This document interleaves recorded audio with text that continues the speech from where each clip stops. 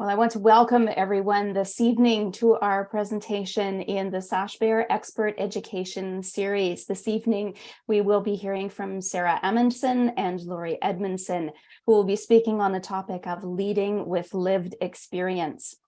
Before we get started, I want to let you know that I'm Doreen Heineman. I'm the program manager here at the Sashbear Foundation in Canada. And I'm joined this evening also by Lynn Curry, the co-founder and president of the Sashbear Foundation, as well as Barb and Kathleen, who are two volunteers with our organization. Thank you so very much for all of you for being here with us this evening. I just want to go over a couple of housekeeping issues for people who may be still eating their dinner or, wrestling their kids or their dogs at home. I want to remind you that this is being done in a webinar format. And so that means that you are automatically hidden and muted. So you can make as much noise as you want to in your own environment, and it will not disturb us. Some people are very concerned about that. And we want to make sure that you are you're comfortable and can take care of whatever your own needs are within your household.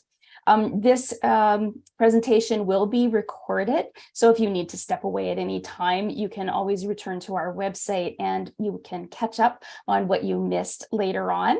I also want to let you know that we do have previous recordings from our expert education series, and those are also available through our website and our YouTube channel.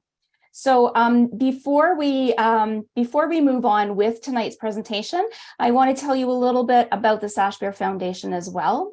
We are an organization, a charity registered in Canada, doing work around the topic of emotion dysregulation, borderline personality disorder, and suicide ideation and suicidality. And so this work is, of course, crucially important. Most of our work is done with family members, but we also, of course, support those who have lived experience.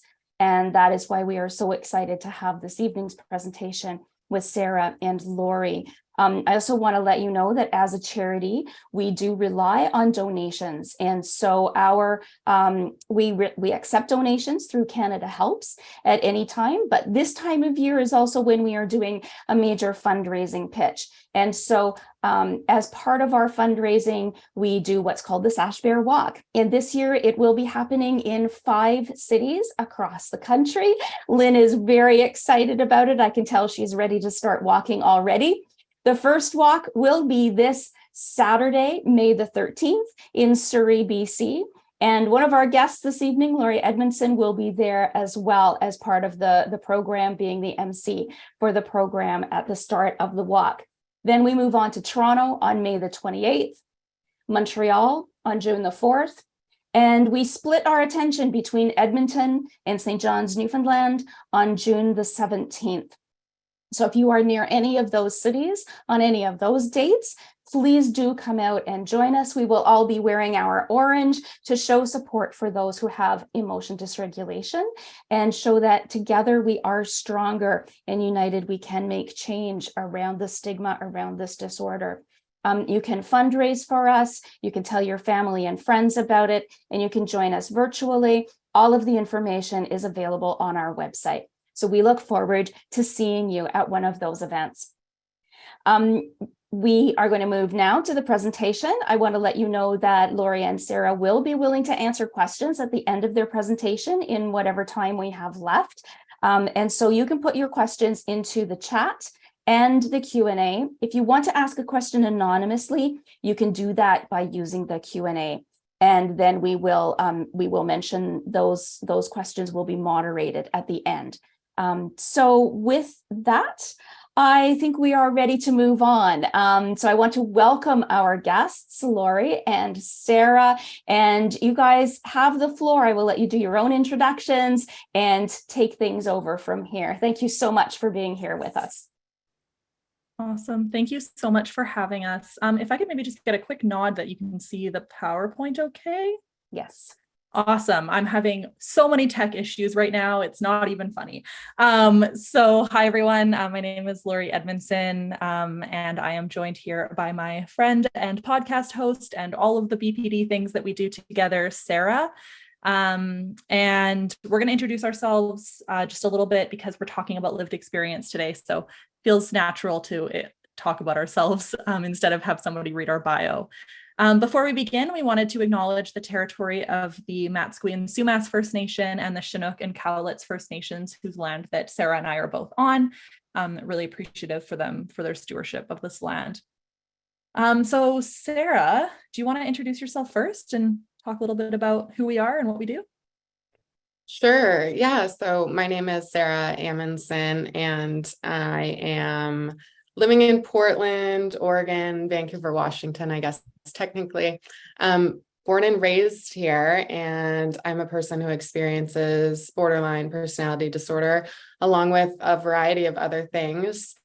One of which being ADHD. So last night when I, at like midnight, looked at the slides that Laurie worked on a month ago and decided I probably should familiarize myself with them, I saw how cute that she had put our credentials as well as our disorders by our name. So I have my master's of social work, and that's what the MSW is by my name. I work full-time as a mental health therapist, clinician, and have been working in mental health for my entire career. And I'm excited to kind of talk about DBT skills today. Laurie, did you really want me to review every single one of my diagnoses here? No, absolutely not. That was, we don't have that time. We're being a little cheeky, but there's quite a few diagnoses that we can list. The most important to this presentation is that, I was diagnosed with borderline at 23, and I have ADHD, and the two are feed off of each other a lot. I like to kind of call it like borderline plus, if you will. And I'm in recovery for a substance use disorder. Awesome. Thanks so much, Sara. And I put our many laundry list of mental health diagnoses here because we're talking about leading through lived experience. And at the end of the day, that our lived experience means so much more than our education does, our formal education, that is. I live in Abbotsford, British Columbia, Canada, and my pronouns are she, her, hers. And I recently finished my Master's of Health Administration and work in the healthcare field, primarily in cultural safety and anti-Indigenous racism.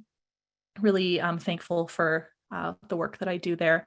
I, like Sara, have a number of mental health challenges, and I think I probably missed some on my list now that I look at it. It's like, seems too short.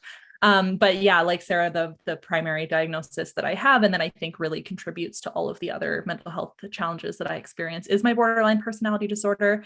And that's what we're going to be talking about today. I'm really thankful for the work that Sashbear does to support families and to support people like us.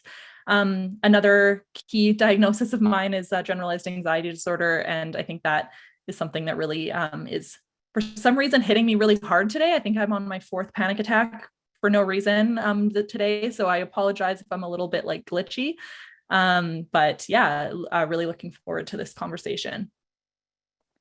So we're going to talk a little bit about what borderline personality disorder is, because not everybody knows what this necessarily really stands for. So it's kind of a complicated name for a diagnosis, and it's actually like a really old historical name that hasn't changed. So one of the challenges with borderline personality disorder is the stigma around it. So there's 9 criteria for the diagnosis in the Diagnostic Statistical Manual. But what I've done here is I've taken those 9 diagnoses and I've tried to flip them in a way that's less stigmatizing for people to read. So challenges that we experience, Sara and I, it's interesting, we both have the same diagnosis, but it presents very differently for us. So for example, like for me, challenges with anger are like a huge piece of my experience, but I don't think that Sara feels that that's as big of a piece for her experience. Emotion regulation is really like what kind of underlines all of BPD in a lot of ways. And it comes from many reasons, like genetics, trauma, all of these things. I don't know, Sara, if you wanted to share anything specifically about any of these criteria that really stand out to you. Yeah, I mean, sometimes it's very difficult to identify kind of like which of these symptoms that the DSM-5 TR is presenting primarily. And like Laurie and I have wildly different experiences with borderline personality disorder, largely because of different co-occurring conditions, different lived experiences in childhood, different types of traumas, different, social determinants of health. I'm queer, she's not. Like, there's a lot of ways that this disorder can present. And so no single person with BPD is going to be alike. But I think the one thing that we can all relate on is that everything feels incredibly big, and that we're living in a world that's not meant for our feelings to be quite as big as they are. And so regardless of if it's really feeling a lot of emotion dysregulation or fear of abandonment or difficulties controlling anger, they will all present in a way that to a person that's not living with BPD seems like inappropriate or difficult to understand. And I think the most important thing that I say is that for us, the feeling is very real. If I am struggling with fear that someone is going to leave me because I forgot to check the mail or something, like that is real to me. And so I think just kind of leading with, when you as family members of people with BPD are listening to the stories, leading with seeking to understand that this experience we are feeling in our body, even if you can't imagine it. Yeah, we talk a lot about how our feelings are kind of on a scale that is not what other people experience, right? So like what might feel like a 2 out of 10 on a scale for somebody is probably like a 30 out of 10 for us. And it's just our scale is different. So our reactions are not necessarily disproportionate to the feelings that we're experiencing, but they might seem disproportionate to what you would experience in a similar situation, if that makes sense. So that emotion regulation piece is huge for us. So the reason that Sara and I know each other, and we have yet to meet in person, which is so funny. I think we've been on this journey together for 2.5 years almost now. And we're just still all doing this remotely, is that Sara reached out on Instagram in August of 2020, I believe, to talk about BPD and podcasting. And from there, we took on this, what we thought was going to be a very short-term, tiny project where nobody would listen to us. And we started a podcast called Bold, Beautiful Borderline. Safe to say that we did not expect this podcast to turn into what it was. We had initially thought that we would do 9 episodes. It would just be like kind of a fun COVID project. We would do one for each symptom. Nobody would listen because who wants to hear our stories? And now that is not what happened. Now we're at, I think we have like 130 episodes, over 80,000 downloads probably. And this is an old picture actually, but this is just the proportion of people across the world. We have literally people in every continent that have become listeners of our podcast. And it's been an interesting, strange ride. And we're really thankful that we can provide a safe space for people who have borderline personality disorder, want to know more about borderline personality disorder, to hear stories of people who may be experiencing things like them. And yeah, I think it's really important to note that the podcast was born from, this like very common experience for people who have BPD to be told that they're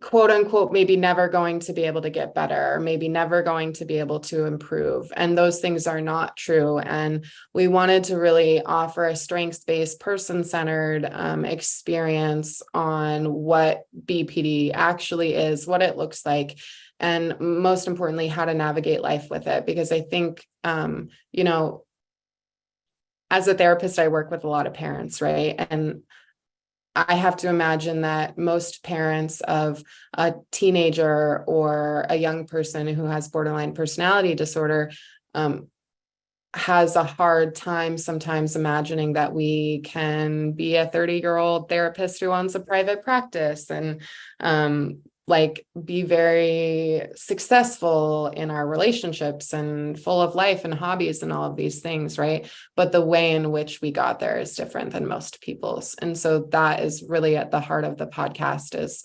normalizing how to create full, satisfying lives when you live with this wild experience of dysregulation and fear of abandonment and self-hate and self-harm and all of these things. I saw a question where someone asked how to find the podcast. You can Google Bold, Beautiful Borderline. It's on Apple Podcasts and Spotify, and we'll be including the link to that at the end of the presentation as well. Yeah, totally. Thanks so much, Sara, for that context. And I think one of the really interesting experiences that we had when, you know, we realized that people actually did want to listen to this is that there were people all over the world who were feeling extra isolated, especially because of COVID. Or for a lot of people, we were the only people that they had ever heard of or met that had this diagnosis. To this day, we get messages regularly from people saying, like, I've never met anybody with this diagnosis. I didn't know who to talk to. I feel so alone. And that really, A, motivates us to continue the work that we're doing, but B, also contributed to a thought that we had around a peer support model. And peer support is something that I've always thought needed to be involved in dialectical behavior therapy or support for people with borderline personality disorder. And having worked in the health system and expressing these thoughts over time, there was certainly some hesitation, I think, from the healthcare system around the fact that, or the stigma, not the fact, the stigma that people with borderline weren't regulated enough to be able to provide peer support or participate in peer support in a way that would be safe or risk-free. And so it got to the point that we had heard so many people say that they felt alone and that the first time that they felt understood was hearing the podcast and all these things, that we developed the Super Feelers Club. And this is our pride and joy. And yet another thing that we didn't think was going to happen when we started a podcast and we're DMing each other on Instagram randomly. So we have a online program. It's a virtual safe space for people who have borderline personality disorder and or strong emotions. It's really important for us that it's not diagnosis specific for many reasons, some of that because of stigma, some of it because of access to diagnoses, misdiagnoses, etc. And we also don't particularly care what your diagnosis is, as long as you're in the room and you're there for the right reasons, that's totally okay. And so the Super Feelers Club, Sara is great at naming things. And it's just like really stuck with our listeners and our participants. It's kind of like a title that we see often, people being like, I'm a super feeler. And it's a less stigmatizing way of explaining that they feel things more strongly than others. So the Super Feelers Club is virtual and online and free. We do take Patreon memberships. If you like to support us, that's all good, but we don't require that because we want it to be accessible and barrier-free.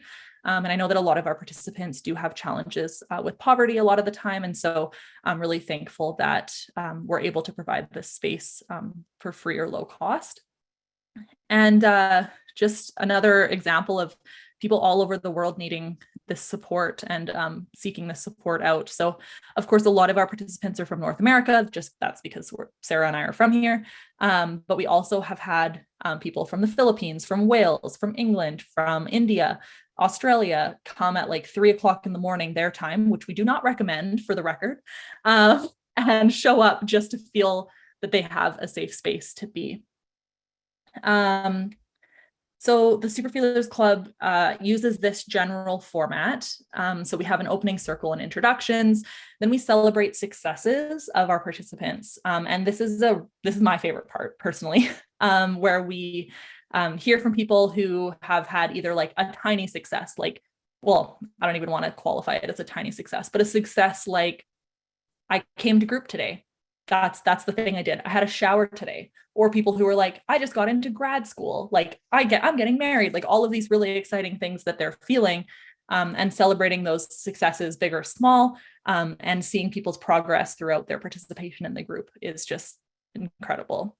From there, we move to a sharing and feedback section, which is where participants can kind of share what they're struggling with in a lot of ways. And they can either ask just to be heard and validated, or they can be asking for specific feedback. And then from there, we go into our skills. Point out, oh, yeah. Yeah. I just want to point out briefly that the feedback part of our group is very specifically stated, where individuals get to provide consent to what kind of feedback they want to get. Like one of the most common experiences as a person with borderline is, often being given a lot of suggestions by well-meaning people who love us about what we should or shouldn't do in order to manage our symptoms. And that can feel incredibly invalidating because it doesn't empower us to find our own solutions, but also like the suggestions are being given by people who don't have the lived experience of having feelings that are so significant and often crippling. And so it's like it's inherently skills like practice just built into empowering our participants to say what I want and need is validation, or what I want and need is feedback about how I stated this, or what I want and need is suggestions on skills for how to navigate this scenario. So like that's a very intentional way that we've created this section of the group that I just wanted to point out as really important. Mm-hmm. Yeah, I think it's really awesome to see the people respecting that boundary as well. Like if people say, I don't want feedback on it, people will just say like, cool, like we're listening, all good. And people might change their mind as they go through the process, and feeling like they might need a little bit more support on a certain aspect, or other people's support might kind of relate to their question. So skills talk is a piece that we're going to talk about a little bit more and give an example of later in the presentation. But this usually comes right after feedback, because we use generally an example with the consent of the participant, of course, to work through a challenge that they're experiencing using a skill. This will often be a dialectical behavior therapy skill, just because that's the most common thing that we have gone through as participants, but it can be any sort of skill, right? It can be talking through like a yoga pose. It can be talking through whatever, using ice packs for your tip skill, anything like that. And then moving on to a closing circle, which is incredibly important for people to be able to have the space to like give a bit of a checkout. It's helpful for us to monitor their safety as well, and just a really good place for us to wrap up for the evening. So I actually did my master's research. There's so many questions about the Super Feelers Club on here, so maybe we can answer all of those at the end, just because there's many questions coming in, which is awesome. We're glad you're excited about it, but instead of kind of interrupting that, we'll just answer them at the end, or else my brain will fry. So I did my master's research on the Super Feelers Club, and we have some quotes from participants as part of this presentation, because again, this is all about us using our lived experience to help lead and provide safe spaces for individuals who live with borderline personality disorder. So one of the quotes that we have from a research participant about the Super Feelers Club and the wins is that, I find the wins are beneficial for me. I love when someone expresses openly. It brings me so much joy, as like seeing their energy and their face light up when they're talking about how they're so proud, and then I'm so proud of the things that they've done. So just one example. And the research really showed, it was a qualitative research project with 13 participants of the Super Feelers Club. And The Superfeelers Club really contributed to the recovery of participants in a lot of ways. So people really appreciated the unique authenticity of the club. The genuine care and connection was really what they were seeking. People also reported that they had positive changes in their life stemming from the club. One example of this is that one individual said that they had been selling drugs prior to participating in the Superfeelers Club, and they had identified with that group of people as their peers. And once they participated in the Superfeelers Club, they realized that the people that they were associating with weren't their peers. These people in the Superfeelers Club were their peers, and they were able to really modify who they connected with outside of the club. And they thought that that was a really beneficial, positive change in their life. Of course, the flexibility of the program is really helpful for people. The fact that you can join from bed if you want to, you can join from work if you want to, doesn't matter. And it's drop-in, so you don't need to attend multiple sessions.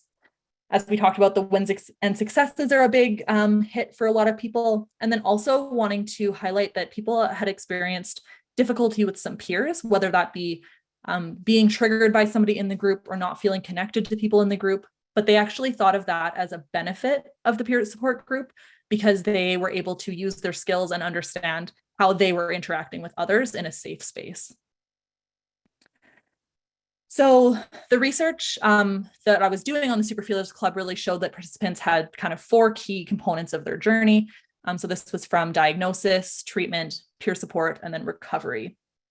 And so again, I have a couple of quotes that I think are really beautiful and might provide you some insight into what it's like to live with BPD and what it's like to go through this participant journey.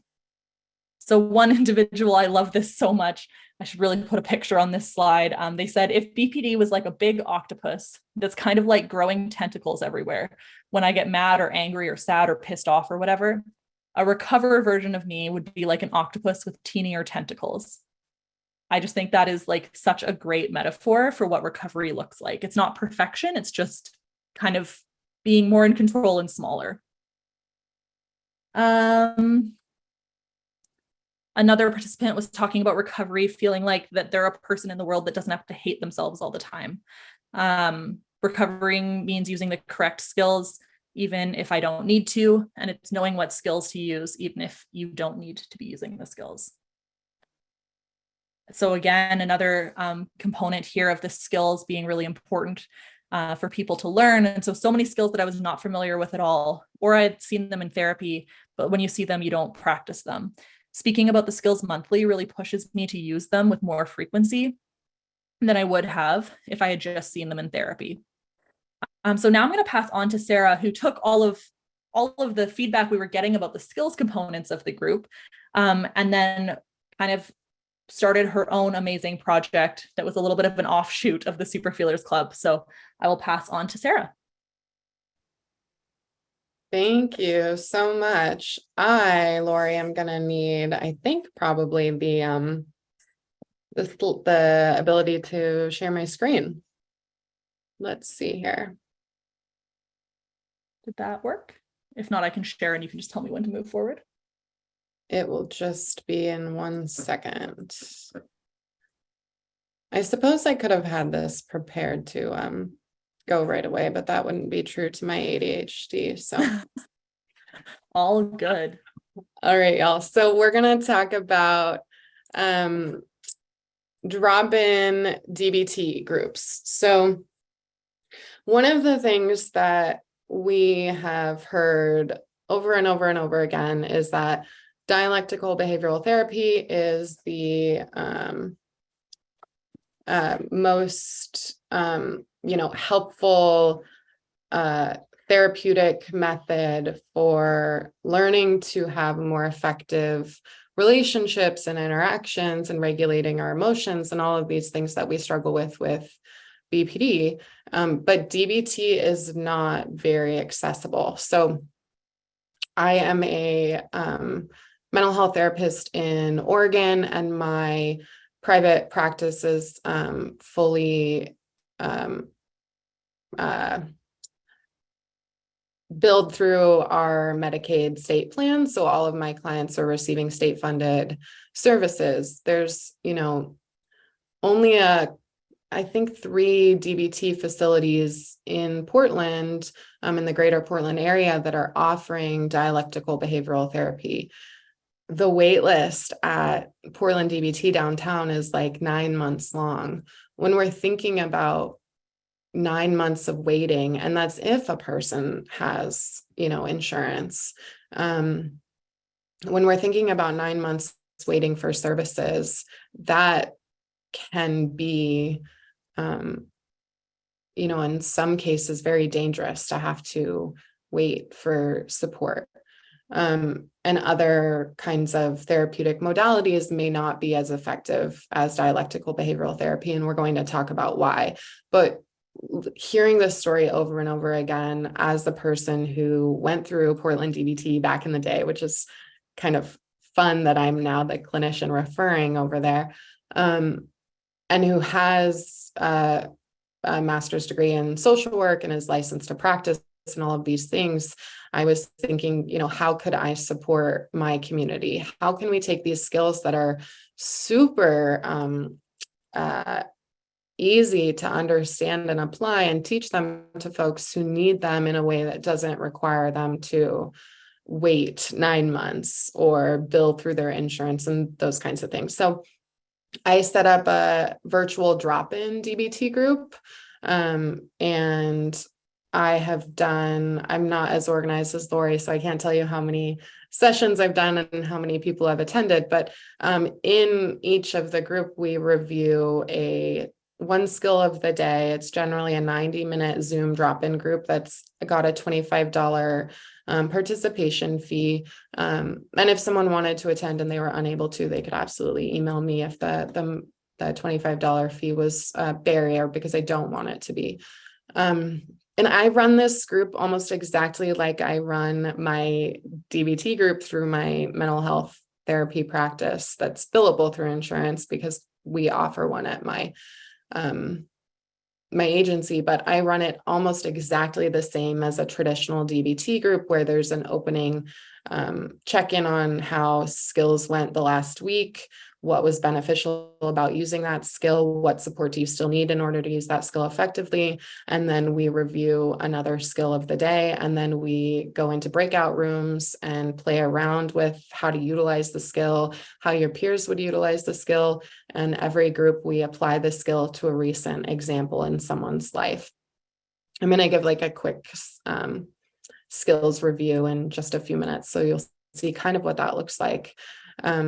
But it has been so fun. And I've heard from so many people that, I am on a waiting list for DBT that seems like it's never ending. What can I do? And the reality is that DBT isn't actually hard to understand, but people don't know about it, and people don't know where to access the information. And technically, I can't call myself a DBT therapist because I haven't been through this several $1,000 credential process to put the DBT letters after my name, but anybody can teach DBT that's written into the modality, as long as you're not misleading yourself as a DBT therapist. So I'm Sara, I'm a therapist, and I'm teaching dialectical behavioral therapy skills, essentially. So why DBT instead of CBT?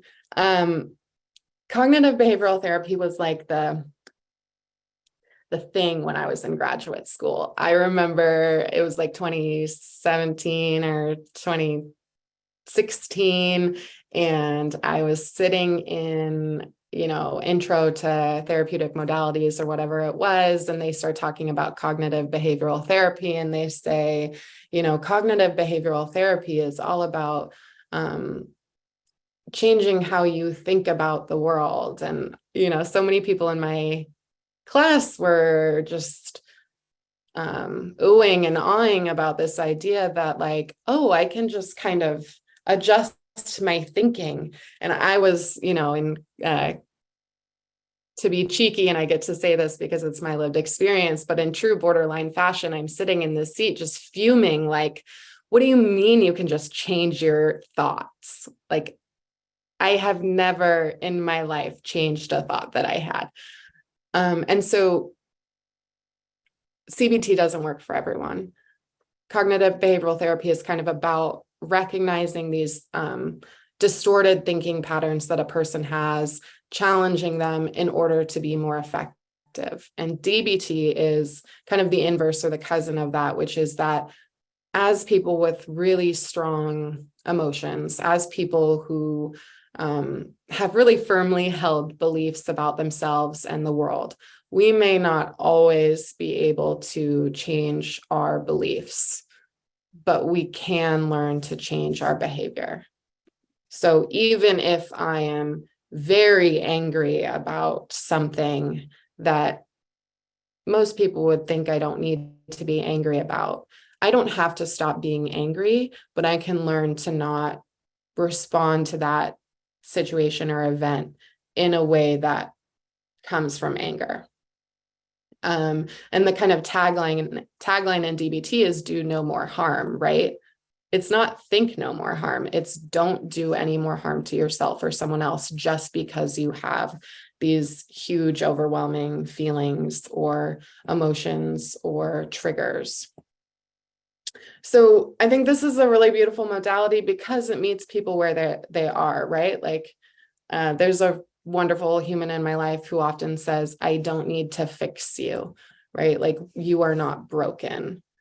I don't need to fix or change my thinking patterns necessarily, although it would be nice. But I do need to be accountable for my behavior. And I want to live in a way that's consistent with my values. And DBT has been really, really effective for me in doing that. And also, interestingly enough, as I have applied DBT skills day in and day out, over time, my thinking patterns have become less all or nothing or black and white or less catastrophizing because I've learned to regulate my emotions a little bit better. Then I don't have these like really distorted thoughts that go with it.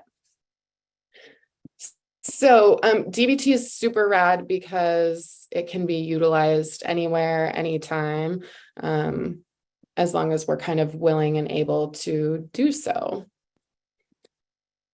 So DBT is broken up into 4 main domains. Mindfulness is the first, which is like the willingness to notice what is happening in our body and try to kind of listen to it and take that data and then decide what to do next. It's like the bottom most important kind of thing, because oftentimes we miss the physical signs in our body that's telling me, Sara, you're starting to become overwhelmed, or you're starting to become really incredibly sad, or like, oh, Sara, you're starting to become like incredibly happy. Without mindfulness, it's hard to recognize those emotions. And without recognizing our emotions, we often can't respond to situations in a way that's, helpful behavior. It also teaches us distress tolerance, which is the process of regulating when we are feeling super upset or overwhelmed. They say on a 0 to 100 subjective units of distress scale that, 0 to 30 is kind of the green. That's where we're feeling good. And if we're feeling good, we can generally respond to a scenario where we can be effective. And then, orange is like 30 to 45, 30 to 50. And this is where we're a little bit more elevated in our emotions. We're feeling some anger, we're feeling some stress, we're feeling some sadness, but it's manageable. And so, mindfulness skills, distress tolerance can be effective in kind of getting us back to baseline and then being able to respond to a situation effectively. And then anything 60 and above on that scale, we biologically cannot receive and process information. So if I am, at a 70 on a distress scale, meaning like I am very distressed, if someone tries to tell me something that they, believe will be helpful for me in regulating, I can't hear it and process it. And that often will make me pretty overwhelmed or pretty angry or whatever. And so when we learn to recognize our distress levels at, 60 and above and respond in a way that's consistent with that, that can be super effective. So DBT teaches us how to do that. It also teaches us how to be effective interpersonally, which has been amazing in my life. And I imagine, Laurie, for you as well, like interpersonal effectiveness for Laurie and I has really helped our relationship a lot. And then learning to regulate our emotions. Laurie, did you want to add anything to that? I mean, DBT has saved my life. I say all the time that I would be dead or in jail if it weren't for DBT. And that might sound like crass or exaggerating, but it's not. The place that I'm in now is not the place that I was before DBT. And I will credit this program and a lot of hard work on my end also, and Marsha Linehan and the super feelers and everybody for where I'm at today. And I think like interpersonal effectiveness and emotion regulation are such core skills that we talk about in every super feelers session, because they're so like just needed for our experiences in the world, living in the world that isn't really designed for people like us. Yeah, I totally agree with everything you just said, Laurie. The really important thing that I point out too is that like mindfulness, distress tolerance, interpersonal effectiveness, emotion regulation, this is not specific to people with a cluster B personality disorder or trauma or anxiety, right? Like these are basic social effectiveness tools. These are, what are they saying in public schools? Social emotional learning or something? Social emotional learning skills. If I had been taught how to regulate my emotions in public schools or at home with family from a DBT perspective when I was a child, my life would have been incredibly easier to navigate. But DBT wasn't being taught, right? Like, so, I think the future of supporting our young people and just anybody with big emotions or who identifies as a super feeler is the people around us have to be willing to also learn these tools and engage with us on them. And my healthiest relationships are with people who know what it means to use a cope ahead plan and know what it means to use the stop skill and know what it means to do opposite action and the give fast skill and all of these things. So if you take nothing else away from this, from my portion of the presentation, it's the willingness to learn DBT skills, not just for yourself, but also to support, people with BPD in your lives. 100%. And I also say, like a broken record, that we should have all learned these skills in kindergarten. And I will say that, children's books have come a long way in the sense of talking about emotions, and I'm really happy about that. But, people like my husband, for example, who's so neurotypical, it drives me nuts. He knows a lot of the DBT skills because he kind of has had to learn them. And there's nothing more helpful than being dysregulated and having a person around you that can be like, hey, have you used your tip skill? Even if he's never had to use a tip skill in his life. So that's a really, really important piece. Yes, I love it. I love it. I love it. And there were a couple of questions in the chat about this, but when you're wanting to utilize or suggest utilizing a DBT skill with someone, it's always like ask consent first, right? Like we don't want to be told how to fix it. We want to be empowered to fix it for ourselves. And so creating the space by saying like, I see that you are struggling with something right now. I wonder, is there a DBT skill that might be helpful for you? If so, can I support you in any way? Like that's a very effective way, instead of, what is easy to roll off the tongue is, oh, have you fact checked that? There's kind of a huge difference there, although the language really isn't that different, but on the receiving end, it's huge. So I was going to do just a quick example today on a skill. Laurie, how are you feeling? Are you up for being my subject? I am up for being your subject, and we have not talked about what this is going to be yet. So you hit me and I'll answer a question, honestly. Love it. Okay. I got to stop sharing really quickly and bring up my other document because I was not prepared for the amount of folks that are attending this. So I don't think I can ask someone in the one of the participants to give me an example. It's just, I think that would be a little bit much. It's not like super feelers. I did look, I'm not going to call them out, obviously, but I did look through the participants list while you were talking, and there are a couple super feelers that are here, which makes me so happy.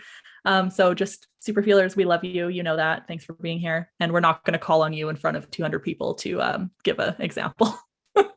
Love it.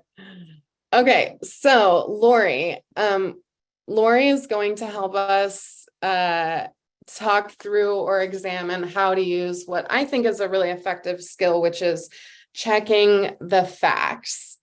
Checking the facts is a way of helping us determine if our emotional response to something is kind of fits the scenario or not. And then as we go through and find, okay, I am like really warranted and justified in this emotional response, how do I respond in a way to another person who has, engaged with me around this thing in a way that's consistent with my values? Or, okay, Sara, your emotional response is like very big. It's real to you. That's good. And also, you don't need to respond to that situation with the force of that emotion. Like that's not going to benefit you. So what do we need to do to kind of get back to baseline and then respond more effectively?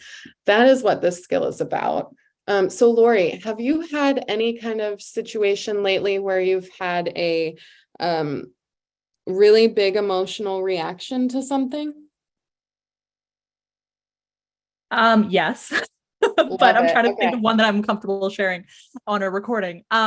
So I think one good one that's like pretty easy, and there's so many questions coming through. I don't want to take too much time, but we actually have a super feeler that has an example as well. So I don't know, Sara, if you want to do that instead. As much as I love you. I know that's fine. I'm boring. We know that. I don't see it though. So why don't you just go through with yours for the timing? Okay. Sorry. Sounds good. So I recently moved last week and bought a house from a person who was going through a messy divorce, and it was not a good situation.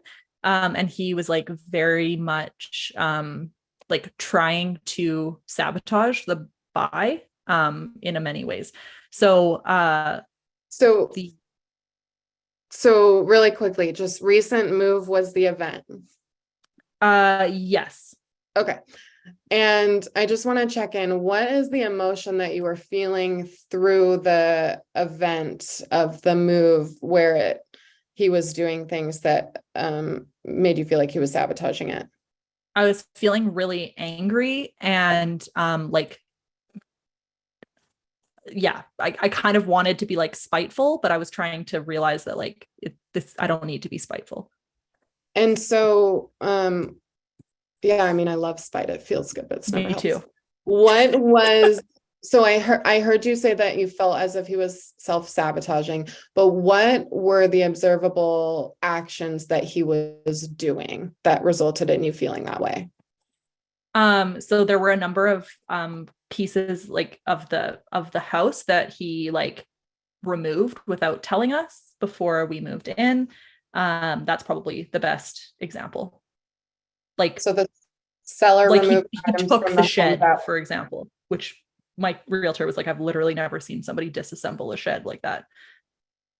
Yeah, he's tricky. So the seller removed items from the home that were supposed to be included in the sale of the home. Yeah. Okay. Anything else? He like pulled a clause in the sale contract that like basically tried to time us out of getting the house, and we made the contract by like an hour because of it. So seller put a clause in the sale contract that you weren't expecting. Yeah, sure. For the purpose of the example. Love it. Okay, so the reason that I just asked Laurie those specific questions is because she did something that I do and most people with borderline do, is we go directly to saying what our interpretations, thoughts, and assumptions about the event are, right? So Laurie said, recent move, and the seller is trying to self-sabotage. And that's a very, very normal thing that Laurie did. And Laurie, I hope it's okay that I point that out.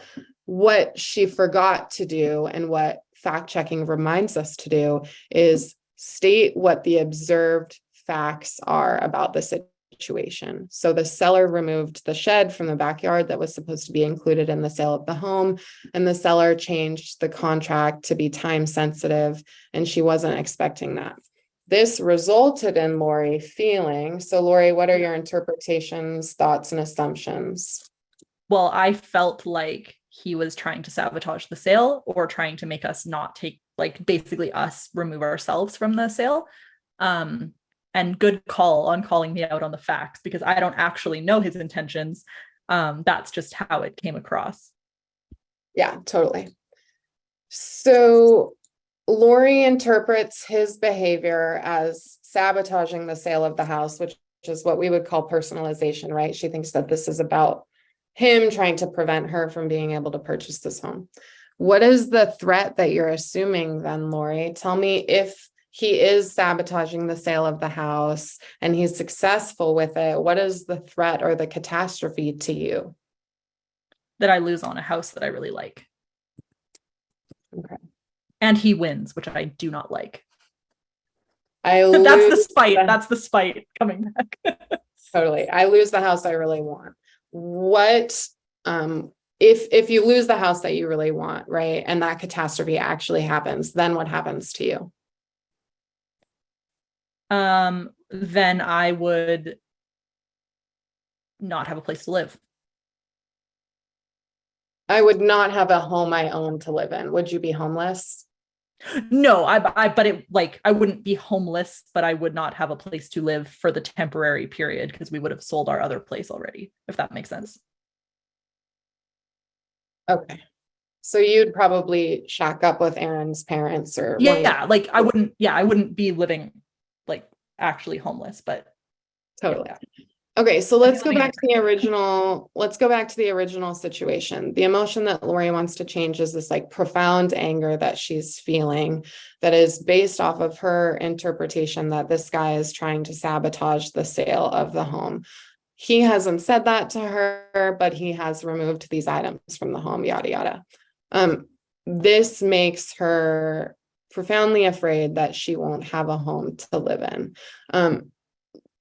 I actually hate this example, and I knew Laurie was going to do this to me, because it's a pretty fair assumption that she's having. But Laurie, do you think that your emotion or the intensity of how angry you are about him removing the shed from the backyard and changing the contract fits the feeling that you're having?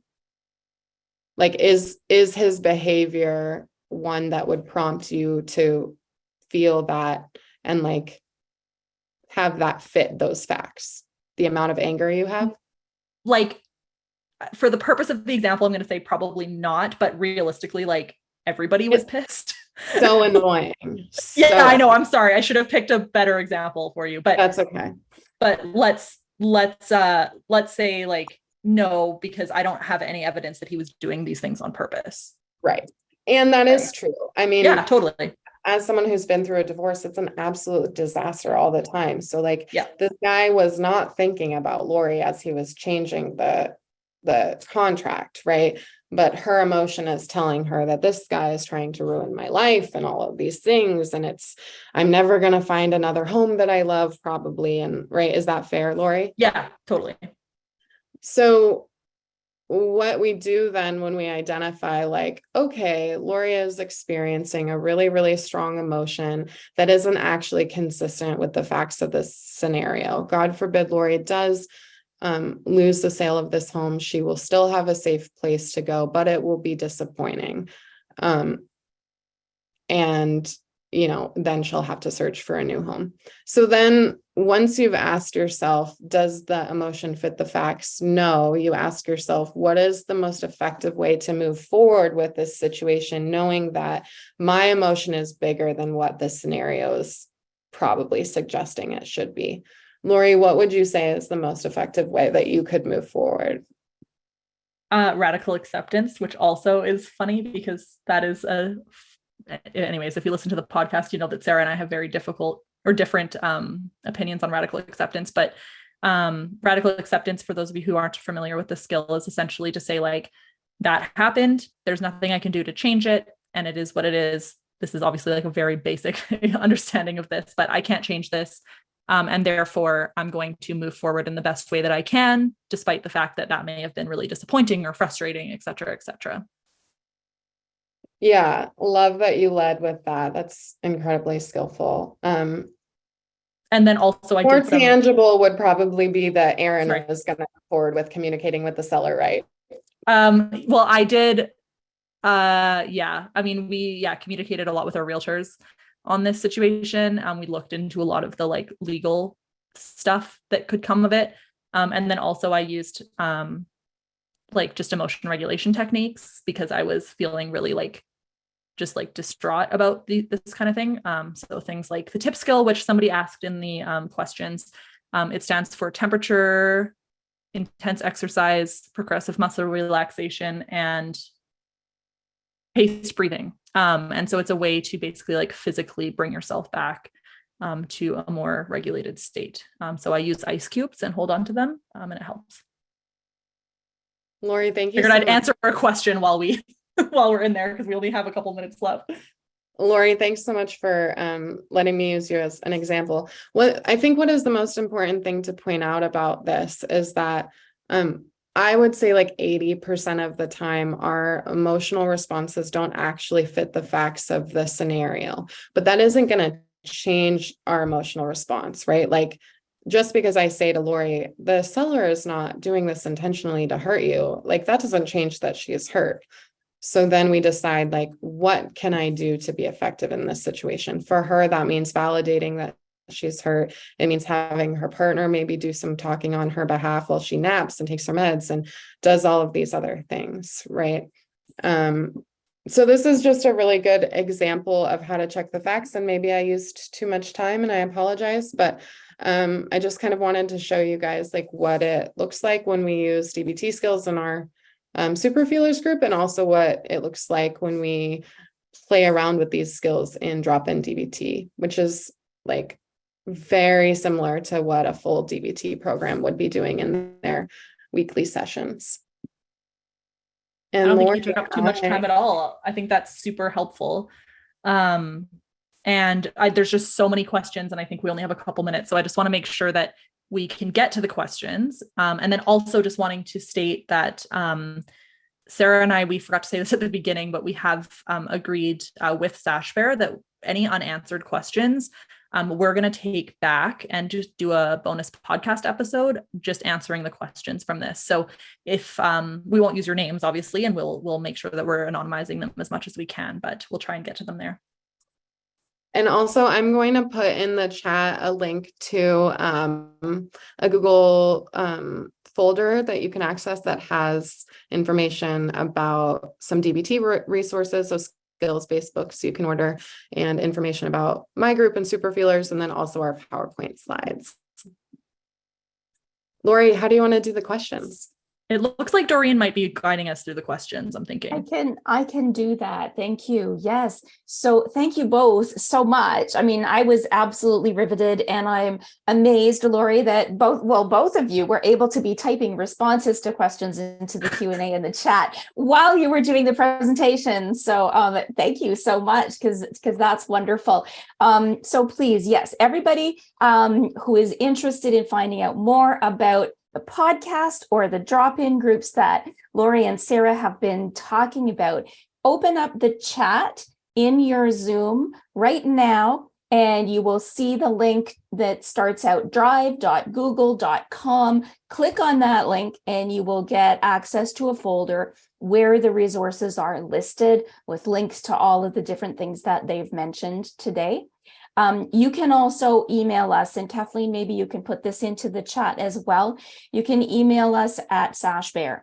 So if you have trouble with the Google Drive, you can email me and we can make sure that we get things sent out to you so that you have those resources to check into. I have one really, really interesting question that I want to get to here. There are some clarifying questions, but I think people can find the answers if they look at that resource document. But someone has asked, when did you, each of you, either of you, decide to seek strategies for your own emotional dysregulation? As in, did you identify the need for different behaviors in order to have successful daily interactions? How did that come about so that you were essentially, family members are like, how do we get our family loved ones motivated to go access DBT, to commit to DBT, right? That's really the heart of the question. What was that experience like for you, leading you towards treatment and therapy? Go ahead, Sara, you start, I'll go second. Yeah. So I just want to point out that as I answer this, it's maybe going to be kind of like difficult to be on the receiving end of if you're a family member. But the reality is that we can't want things more than people want them for themselves. So like as a therapist who provides therapy to people who are court mandated occasionally, or who are coming from relationships where they're being told that they should be in therapy, and also as a person who has attended therapy both because I wanted to and because other people wanted me to, we will never be able to receive all of the benefits from therapy unless we're bought into the process. And so I think often that means letting people ride their journeys and just letting them know that, you know, I, as your family member, am here to support you and help you find resources if and when you're ready, instead of kind of like trying to push the resources on people. For example, I had people in my life tell me like it would be really beneficial for me to remain consistently medicated, right? And I'd been prescribed all of these things off and on over the years. And it really took me until I went through a divorce at 27 years old and was at my absolute lowest point that I said, okay, like it's time I just see if some meds would be helpful, because I can't keep living like this. And I have been consistently medicated for almost 3 years now. So that being said, I think some of the questions that you can ask people is like, can you imagine that your life could be better? If you woke up tomorrow and you had successfully gone through a DBT program, what do you think would change, right? Those questions help people kind of like buy into the benefits of getting supports. Yeah, I echo everything Sara said. And it is hard for family members to hear that, like, you can't force people into treatment. It's not going to work. And I realize that that's disappointing and not the answer you're looking for. I mean, I hit rock bottom. I was kicked out of my home. Police were involved. I was like, I can't live like this. I'm either going to die or I'm going to try and recover. And I thankfully chose trying to recover. That said, access is also a huge issue. So, we can say all you want, like, you need to go get treatment, but even if they did want to get treatment, a lot of people can't access it. If you have the financial means to get treatment, or get treatment for your family member, of course, like, that's highly encouraged to say, like, we will try and take the barriers away from you to access care. But we can't answer this question without acknowledging the, like, major systemic barriers, especially for people living with borderline personality disorder. I also think that learning skills yourself, as we talked about earlier, can be really helpful. because then you know what the person is going through when they do decide to access care, or you can model what these skills might look like without kind of shoving it in their face, which doesn't help. And I know that at times one of my parents was taking DBT classes, and I just got more mad.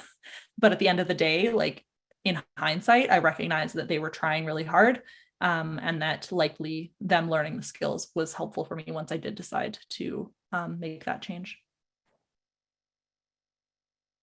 Thank you. I know we're already out of time, so I want to reiterate to everyone out there, please pop your questions into the chat or the Q&A. Laurie and Sara will gather the questions, then they will try to answer them in a general, respectful way on a future podcast episode of their podcast. Bold, beautiful, borderline. Did I get that right? So, and I want to thank you both, because as a family member, I have mental health issues myself, but I don't have BPD, right? So I am on the outside looking in, and the way that you speak about your experiences, and that the way that you speak about the way you work with other people who have BPD and really big emotions is so incredibly profound and respectful, in a way that those of us looking in from the outside, we can't ever begin to approach. We can try, right? But we can't get there. And I just really, really loved hearing how profoundly important it is for people who live this to be able to connect and help each other, right? So I really, really want to thank you so much for being here with us tonight and sharing that viewpoint with us, so the rest of us can see and try to understand a little bit better. Thank you so much. And just wanting to say that, you know, Sara and I both in various areas of our life, including through podcasting, have heard from so many family members that they don't feel that there's hope for their family member. And hopefully this can give you hope, right? And there's so many people, if you listen to the podcast, we have guests from all over the world sharing their stories. Like, there is hope, and it's a really, really rough ride to get there, but I promise that it can get better. And it just takes a lot of time and dedication and support from those around us. And I mean, we see all your questions. I think the Sashbear team is gathering them for us. So we'll make sure that we get to those as soon as we can. Fabulous. So I want to thank you once again for being here tonight. I want to thank everyone out there in our audience for being here to learn and open your mind and open your eyes and open your heart to learn more about what you can do to help each other build these skills and build better relationships with each other. So I would like everybody to have a wonderful evening. If you would like a copy of the slides and you can't find the Drive link in the chat, please just email us at programadmin@sashbear.org. And I wish everybody a wonderful evening or afternoon or morning, whatever time it is, wherever you happen to be. Thank you. Good night, everyone.